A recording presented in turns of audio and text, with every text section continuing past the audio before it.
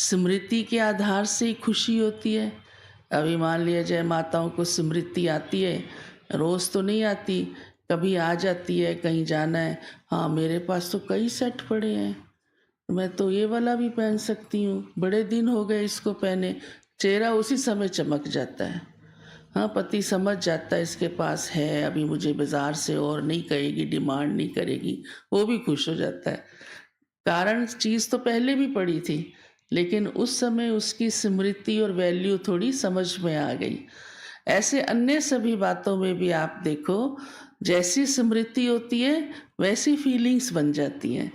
तो बाबा ने आज कहा है कि मैंने जो स्मृति तुम बच्चों को दी है वो बुद्धि में रखो, तो आपके अंदर समर्थि भी आएगी, खुशी भी आएगी, रूहानियत भी आएगी, फलक भी आएगी, झलक भी आएगी।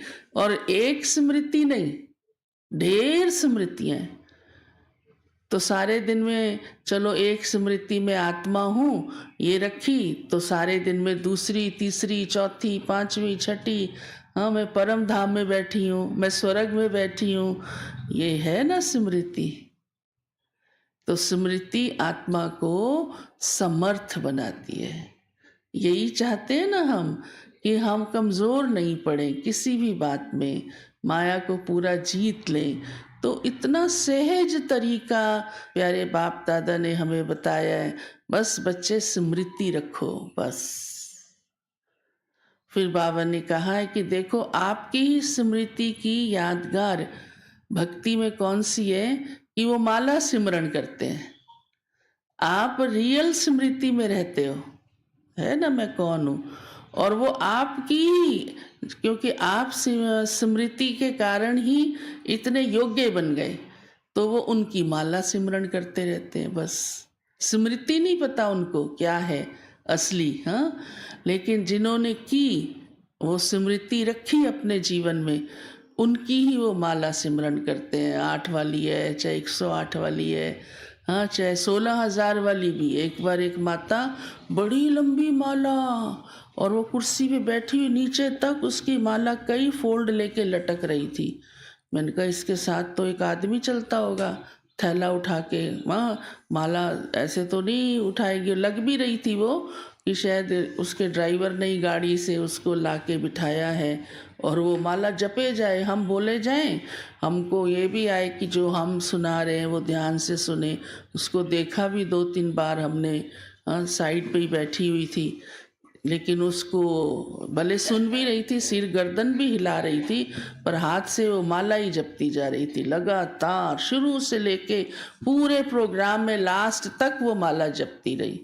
तो हमने उसकी विशेषता देखी, हमने कहा देखो ये अपने उस मणकों की माला को ही गिनती करती जा रही है, और हम सारा दिन, बाबा ने इतनी हमें स्मृतियाँ दी हैं, सारी बातों से जागरूक किया है, हम वो सारा दिन बुद्धि में नहीं रख सकते।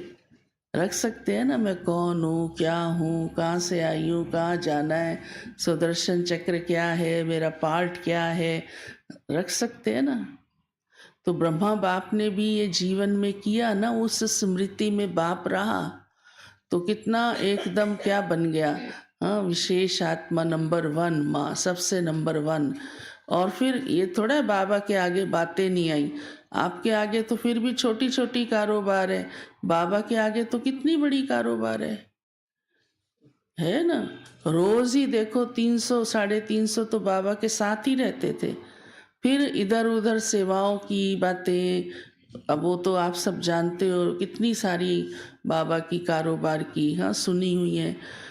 तो भी बाबा ने ये स्मृति को सदा साथ रखा, बाबा की याद को सदा साथ रखा। तो बाबा ने आज 3 बातें सुनाई है कि कर्मातीत कैसे बन गए ब्रह्मा बाप, कि बाबा ने हर बात में अपने को अशरीरी बनने की अभ्यास किया। दूसरा, साक्षी रहा, माना जो भी दृश्य, हाँ, जो भी घटनाएं, परिस्थितियाँ सबके आगे आती है ना, ब्रह्मा बाप के आगे तो सबसे ज़्यादा आई, लेकिन बाबा उनसे प्रभावित नहीं हुआ, न्यूट्रल होके देखता रहा, कार्य भी करता रहा, साक्षी रहा। और करन करावन हार बाबा है, बस ये बुद्धि में रखा। 3 बातें विशेष बहुत अच्छी हैं और बहुत सहज हैं, आप जानते भी हो, लेकिन रोज़ की दिनचर्या में हमारे अभ्यास में रहें तो हमारी स्थिति कितनी ऊंची हो जाए। फिर आपको कोई भी बातें झंझट नहीं लगेंगी। एक तो साक्षी होके देखो, दूसरा करन करावन हार याद रहे, और तीसरा अशरीरी, मैं हूँ ही आत्मा बस। फिर जो है वो अपनी मानसिक स्थिति बहुत अच्छी रहेगी। और बाप दादा ने शिवरात्रि के बारे में भी पूछा है, हाँ, क्योंकि जनवरी के बाद फिर फरवरी मार्च में शिवरात्रि होती है। अभी भी ऐसे ही नज़दीक आने वाली है, तो अभी से ही आपको काम दे रहे हैं सोचना शिवरात्रि पे क्या करना चाहिए, ऐसा कौन सा कार्य करें या सेवा करें जो बाबा का प्रत्यक्षीकरण जल्दी हो जाए।